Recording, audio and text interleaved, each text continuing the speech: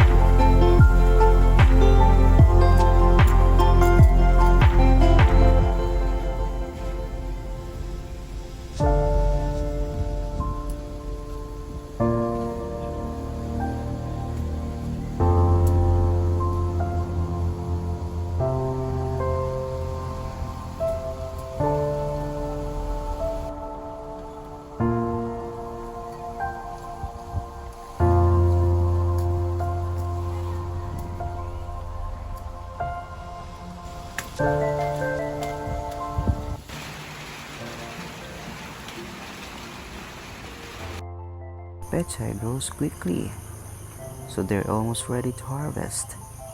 Just a few more days and we're picking this fresh from the garden.